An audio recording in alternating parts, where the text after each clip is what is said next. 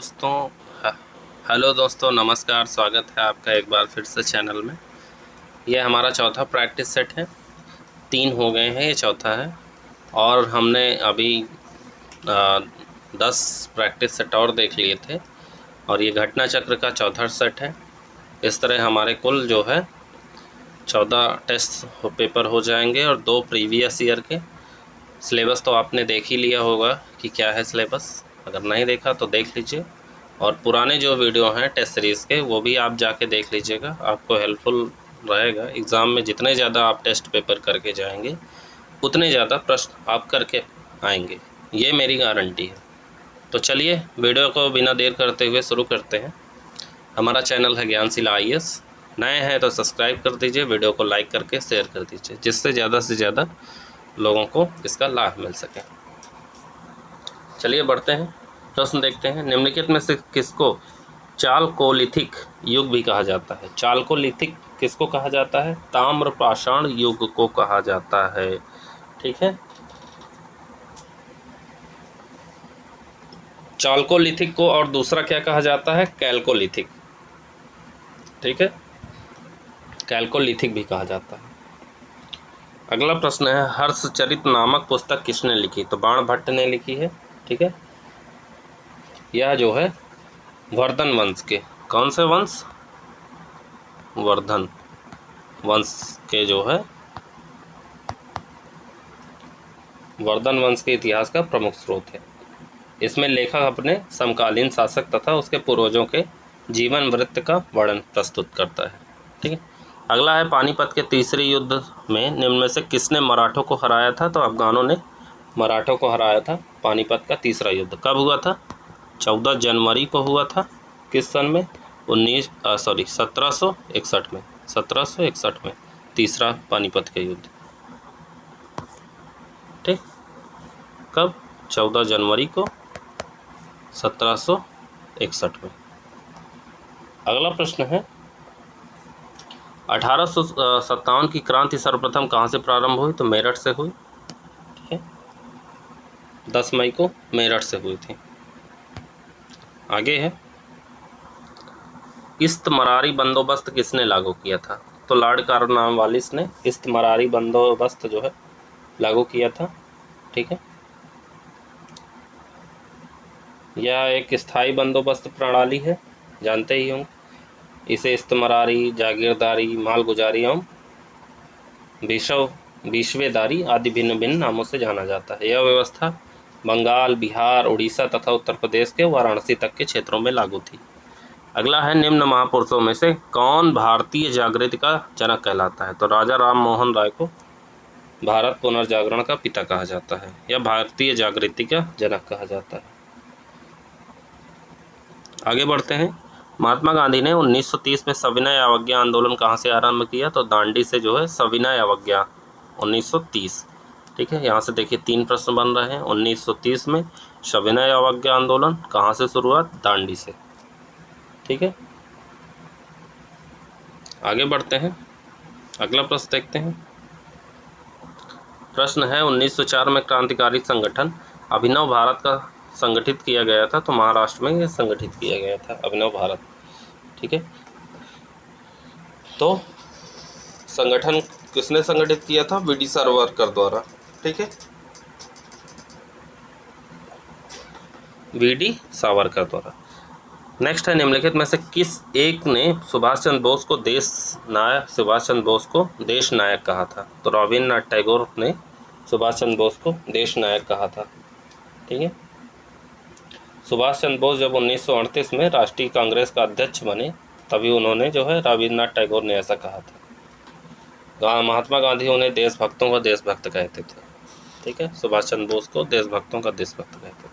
अगला है, निम्नांकित में से किस एक्ट के द्वारा भारत के गवर्नर जनरल को अध्यादेश जारी करने की शक्ति प्रदान की गई? तो इंडियन काउंसिल एक्ट 1861 के द्वारा जो है भारत के गवर्नर जनरल को अध्यादेश जारी करने की शक्ति दी गई। यह अध्यादेश अधिक 6 माह तक लागू रह सकते थे। अगला है, विश्व का सबसे ऊंचा पर्वत श्रृंखला कहाँ स्थित है? तो नेपाल में स्थित है। ठीक है, क्या नाम है उसका? नाम तो पता ही होगा, एवरेस्ट। अगर कोई पूछे ऊंचाई कितनी है तो ऊंचाई है 8,848.86, ठीक है, 0.86 मीटर, ठीक है, मीटर। आगे बढ़ते हैं, अगला प्रश्न देखते हैं। किस ग्रह के चारों ओर वलय है? तो शनि ग्रह के चारों ओर वलय है। अगला है तमिलनाडु में जाड़ों में वर्षा क्यों होती है? क्योंकि उत्तर पूर्वी मानसून से होती है, ठीक है। उत्तर पूर्वी मानसून जब भारत में जो है लौटता है, ठीक, तो वो वर्षा करता है तमिलनाडु में। अगला है नर्मदा की ओर बहने वाली नदी है। तो पश्चिम की ओर बहने वाली नदी है नर्मदा, ठीक है, ये पश्चिम की ओर बहती है। अगला प्रश्न है भारत वन स्थिति रिपोर्ट 2021 के अनुसार देश में कुल वनावरण क्षेत्र है तो 21.71% जो है वनावरण है। आगे बढ़ेंगे। भारतीय आर्थिक समीक्षा प्रकाशित करता है, वित्त मंत्रालय इसको प्रकाशित करता है। भारतीय आर्थिक समीक्षा मतलब इकोनॉमिक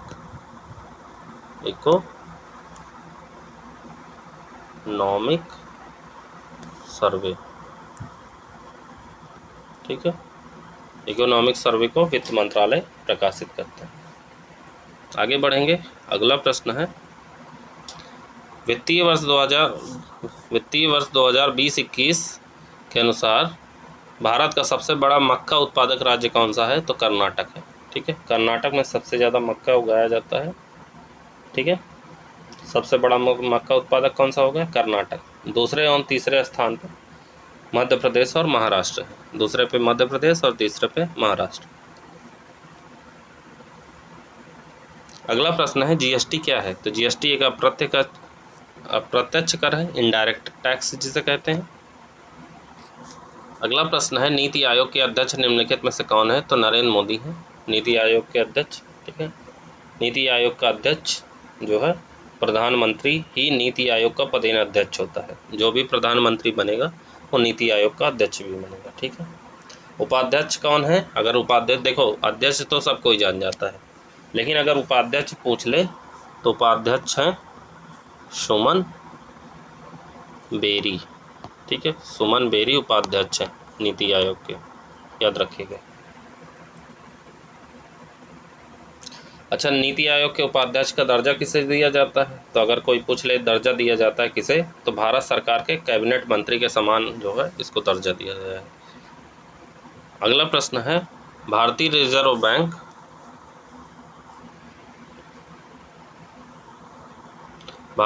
बैंक का राष्ट्रीयकरण किस वर्ष किया गया था? तो 1949 में जो है एसबीआई का, आरबीआई का जो है क्या किया गया था? राष्ट्रीयकरण किया गया था। आरबीआई की स्थापना अगर कोई पूछ ले तो इसकी स्थापना हुई थी 1 अप्रैल 1935, ठीक है, को reserve bank of India act के द्वारा 1934 के अनुसार 5 करोड़ रुपए की पूंजी के साथ हुई थी। 1 जनवरी 1949 को इसका राष्ट्रीयकरण कर दिया गया, ठीक। अगला प्रश्न है भारत में राष्ट्रीय पंचायती राज दिवस मनाया जाता है। तो 24 अप्रैल को मनाया जाता है, ठीक है। 24 अप्रैल को क्या मनाया जाता है? पंचायती राज दिवस, ठीक है। लोकसभा के अध्यक्ष को कैसे हटाया जा सकता है? तो लोकसभा के जो है सभी सदस्यों के बहुमत से पारित संकल्प के द्वारा लोकसभा के अध्यक्ष को हटाया जा सकता है, ठीक, याद रखिएगा। और क्या है? अनुच्छेद जो है 94 का गाँव में ये प्रावधान है। अगर पूछ ले किस अनुच्छेद में प्रावधान है, तो 94 का गा, ठीक है। इसके लिए क्या करना होता है? लोकसभा के तत्कालीन सभी सदस्यों के बहुमत से पारित संकल्प के द्वारा लोकसभा अध्यक्ष को हटाया जा सकता है, किंतु ऐसा संकल्प तब तक प्रस्तावित नहीं किया जा सकता है जब तक इस आशय की कम से कम 14 दिन पूर्व सूचना न दे दी गई, ठीक है। तो पहले 14 दिन पूर्व सूचना देना पड़ेगा, तब हटाया जा सकता है। अगला प्रश्न है निम्नलिखित में से कौन सा एक सही सुमेलित नहीं है, ठीक है। तो अनुच्छेद 48 सुमेलित नहीं है, कार्यपालिका से न्यायपालिका का पृथक्करण नहीं होगा।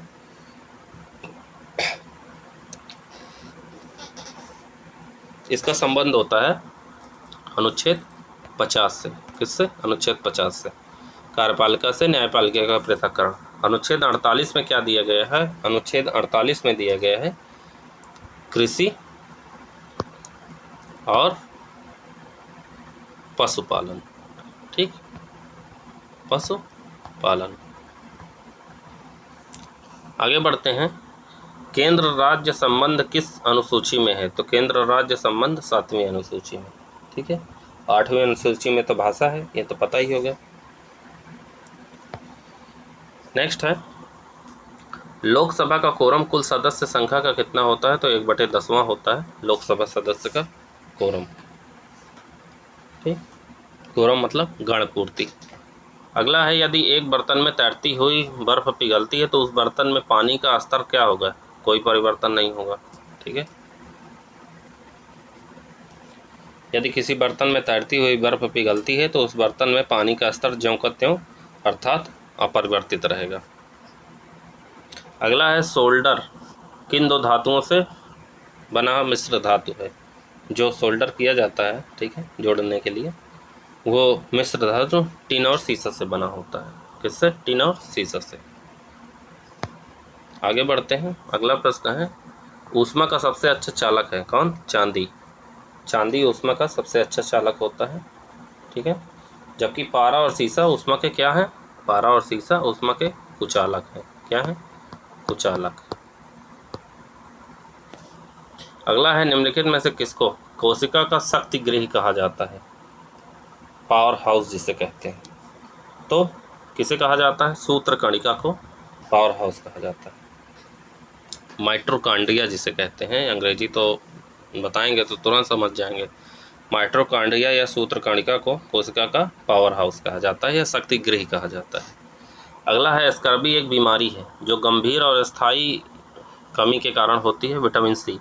अगर विटामिन सी की कमी है तो क्या हो जाएगा? स्कर्वी रोग हो जाएगा। स्कर्वी रोग क्या होता है? जिसमें मसूड़ों में सूजन आ जाएगी, दांत गिरने लगेंगे या रोगी का चेहरा पीला पड़ने लगेगा।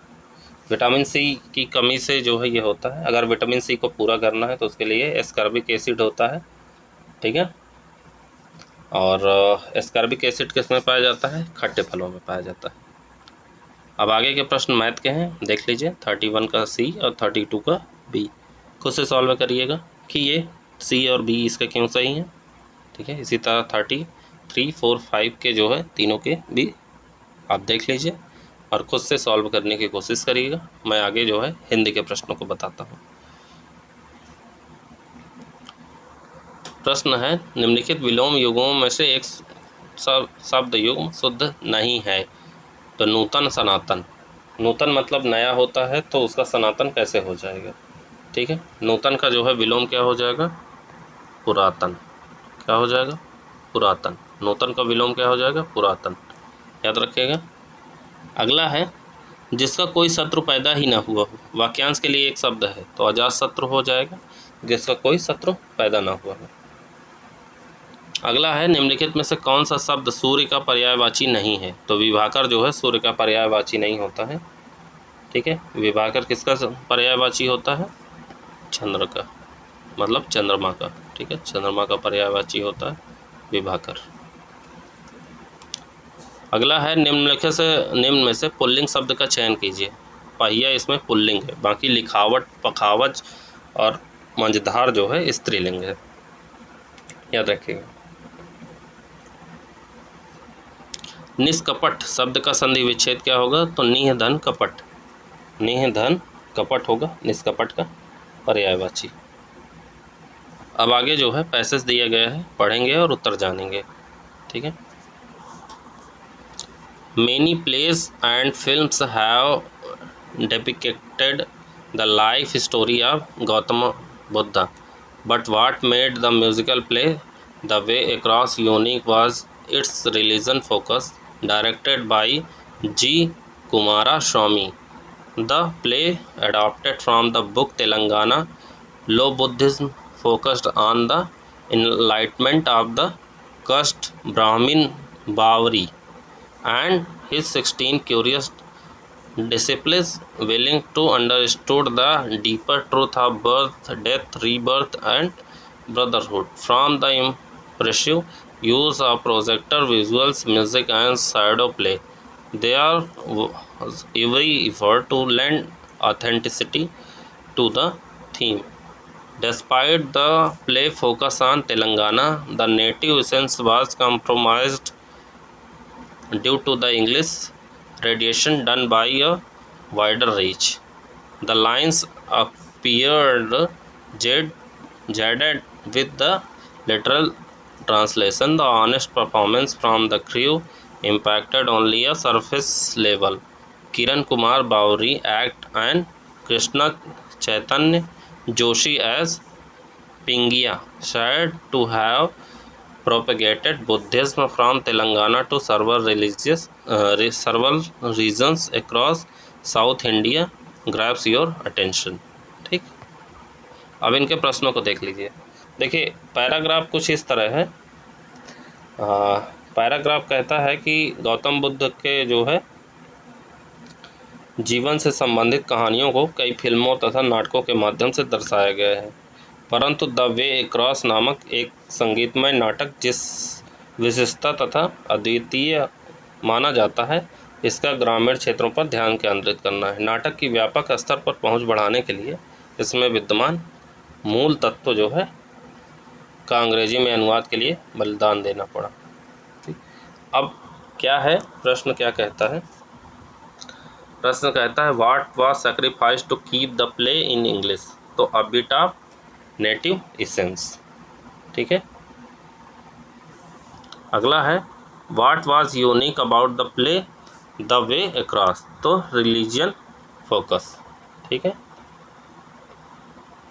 अगला है Kiran Kumar played the role of Krishna ब्राह्मण बावरी।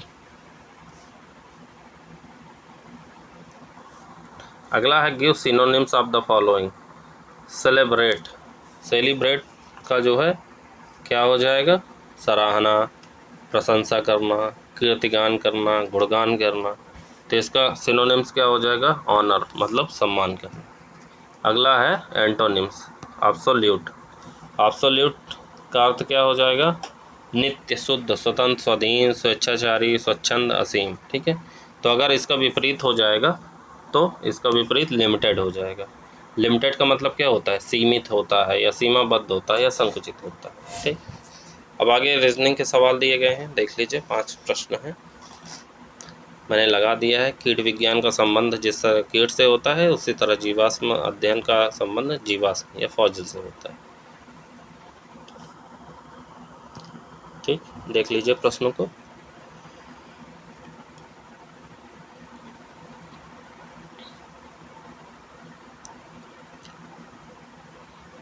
पचासवां क्वेश्चन भी देख लीजिए।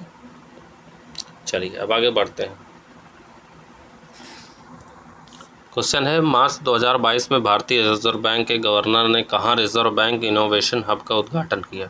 तो बेंगलुरु में इसका उद्घाटन किया। अगला है मार्च 2022 में बाजार पूंजीकरण के संदर्भ में कौन देश विश्व का 5वां सबसे बड़ा शेयर बाजार बन गया है? तो भारत जो है विश्व का सबसे बड़ा 5वां विश्व का सबसे बड़ा शेयर बाजार बन गया है। महिलाओं के पूर्ण स्वामित्व वाले देश के पहले औद्योगिक पार्क की स्थापना कहाँ की गई है? तो हैदराबाद में की गई है। ठीक, अगला है अप्रैल 2022 में जारी 36वीं वार्षिक फोर्ब्स अरबपतियों की सूची 2022 में मुकेश अंबानी किस स्थान पे हैं? तो 10वें स्थान पे हैं। ठीक है, मुकेश अंबानी कौन से स्थान पे हैं? तो 10वें स्थान पे हैं, याद रखिएगा। ये फोर्ब्स जो है द्वारा जारी किया जाता है, ये भी याद रखिएगा।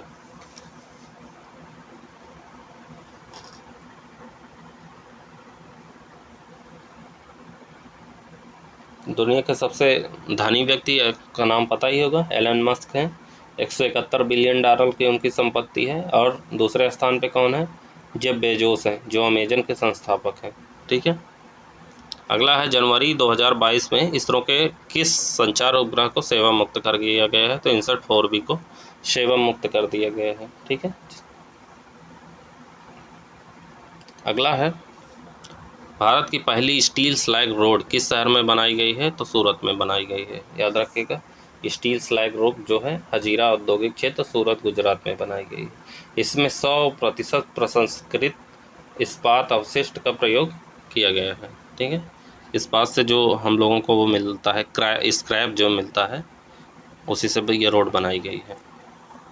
अगला है, देश के पहले सी वीड पार्क की स्थापना किस राज्य में की जाएगी? तो तमिलनाडु में की जाएगी। सी वीड याद रखिएगा। इस पार्क का स्थापना प्रधानमंत्री मत्स्य संपदा योजना के तहत की जाएगी। अगर पूछ ले तो लगा दीजिएगा। अगला है, जून 2022 में कौन देश भांग की खेती को वैध करार देने वाला पहला एशियाई देश बन गया है? तो थाईलैंड। ठीक है, थाईलैंड ही ऐसी सारी चीज़ें कर सकता है क्योंकि वहाँ जो है नशे को काफ़ी तवज्जो दी जाती है। अगला है, भारत के पहले विश्व शांति केंद्र की स्थापना किस शहर में की जाएगी? तो गुरुग्राम में की जाएगी। ठीक, मई 2022 में किस राज्य में ई अधिगम योजना शुरू की गई है? तो हरियाणा में ई अधिगम योजना शुरू की गई है। अगला है, फिनलैंड की राजधानी क्या है? तो हेलेंसिकी फिनलैंड की राजधानी है। नेक्स्ट है, निम्नलिखित में से कौन सा युग्म सही रूप में मेल खाता है? तो भरतनाट्यम तमिलनाडु से संबंधित है। ठीक है, कथक कहाँ से संबंधित है? केरल से नहीं, उत्तर प्रदेश से। कथक उत्तर प्रदेश से। ठीक, फिर कुचिपुड़ी उड़ीसा से न संबंधित होके कहाँ से संबंधित है? आंध्र प्रदेश से। ठीक है, आंध्र प्रदेश से। और कथकली उत्तर प्रदेश से न संबंधित होके केरला से संबंधित है। कहाँ से? केरला से। ठीक, आगे बढ़ते हैं। अगला प्रश्न है, विश्व खाद्य कार्यक्रम WFP संयुक्त राष्ट्र की खाद्य सहायता शाखा है, इसका मुख्यालय कहाँ है? तो इसका मुख्यालय रोम में है। ठीक, गुदई महाराज कौन सा वाद्य यंत्र बजाते थे? तो गुदई महाराज तबला वाद्य यंत्र बजाते थे। नेक्स्ट है, साहित्य में नोबेल पुरस्कार प्राप्त करने वाले प्रथम भारतीय का नाम बताइए। तो रविन्द्रनाथ टैगोर जो है प्रथम भारतीय थे जिन्होंने साहित्य में नोबेल पुरस्कार पाया था। गीतांजलि उनकी जो है पुस्तक थी, काव्य पुस्तक थी, जिसके लिए उन्हें नोबेल प्राइज़ मिला। अगला है, बांधों को आधुनिक भारत के मंदिर किसने कहा था? पंडित जवाहरलाल नेहरू ने ये कहा था। नेक्स्ट है, जून 2022 में आयोजित टेनिस की ग्रैंड स्लैम प्रतियोगिता फ्रेंच ओपन 2022 के पूर्व शक्ल का खिताब किसने जीता था? तो राफेल नाडाल ने जीता था। ठीक,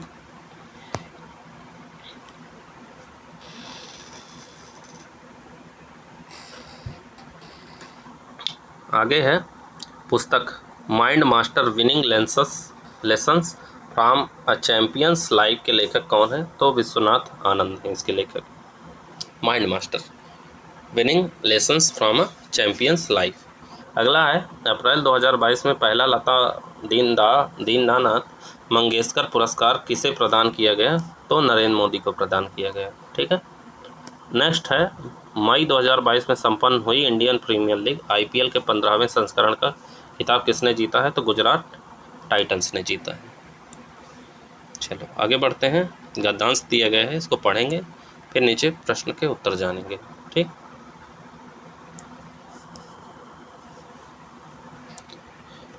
रिक्शे पर मीरा के साथ हंसती बोलती रितु घर पहुंची। सीढ़ियां चढ़ने लगी तो कुछ झगड़ने की आवाज़ें सुनाई दी। ऊपर पहुंची तो देखा दोनों आजू बाजू वाली पड़ोसनें झगड़ रही थीं। अपने दरवाजे के पास खड़ी होकर उसने कुछ देर उनकी बातें सुनी तो झगड़े का कारण समझ में आया। एक की महरी ने घर साफ करके कचरा दूसरी के दरवाजे की ओर फेंक दिया था। इसी बात का झगड़ा था। रितु ने दोनों को समझाया बुझाया, आखिरकार कचरा फेंकने वाली महरी को बुलाया गया। उसने झाड़ू थामी और कचरा सीढ़ी की ओर धकेल दिया। फिर वह महरी अंदर चली गई। दोनों पड़ोसनों ने भी अंदर जाकर अपने अपने द्वार बंद कर लिए। रितु खड़ी खड़ी देखती रही। जो सीढ़ी पहले से ही गंदी थी वह और भी गंदी हो गई। रेत का तो साम्राज्य ही था, कहीं बादाम के छिलके पड़े थे तो कहीं चूसी हुई ईख के लच्छे, कहीं बालों का गुच्छा उड़ रहा था तो कहीं कुछ और।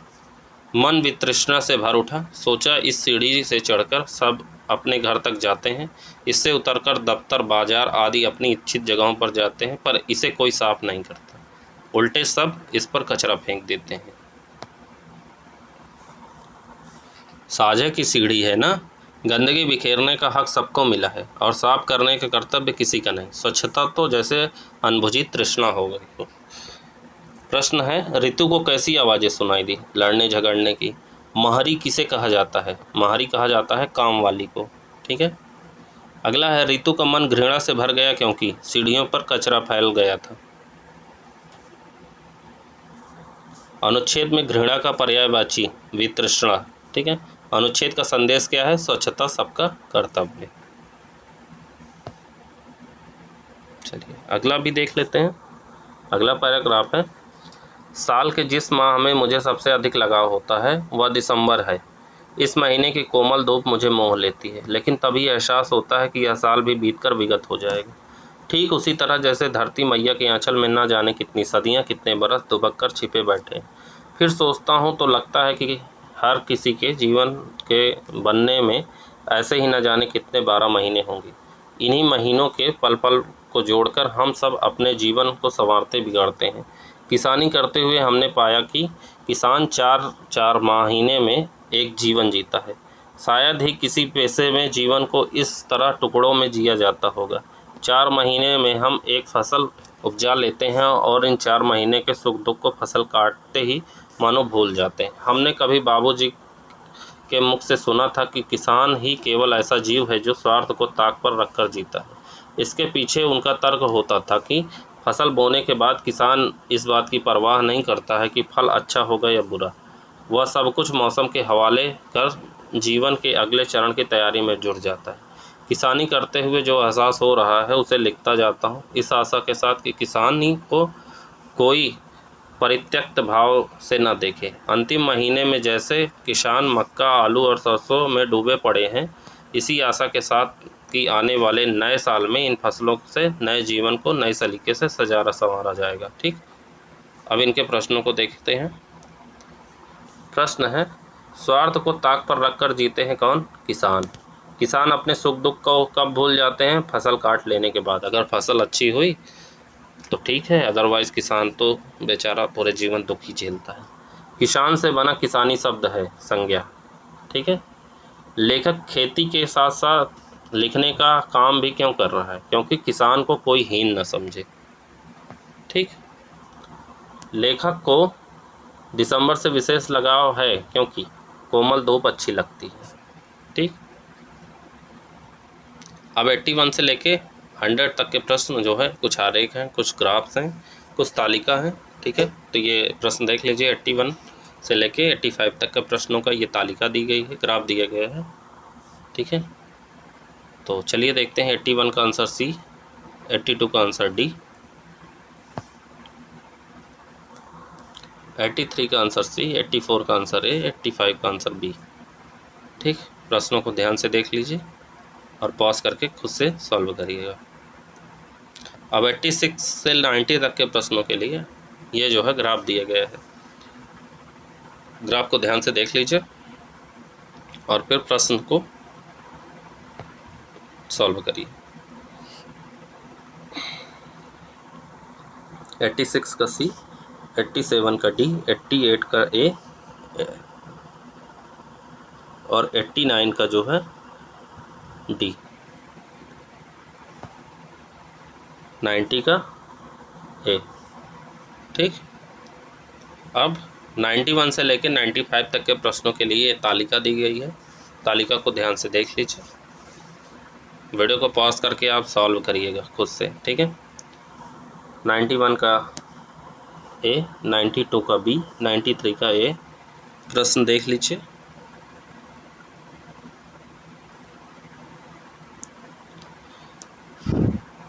« 94 का डी और 95 का सी। ठीक है। «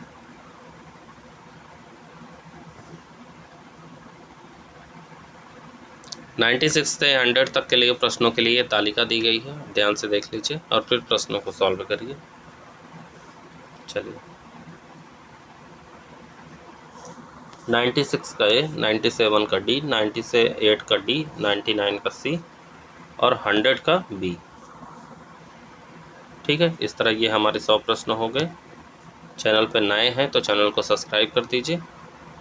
आप कोशिश करिएगा, देख लीजिए 96 से 100 तक का मैंने हटा दिया था, लेकिन फिर भी देख लीजिए, प्रश्नों को सॉल्व करिएगा खुद से, ठीक है। चलिए मिलते हैं अगले वीडियो में, तब तक के लिए जय हिंद, जय Bharat, thank you so much.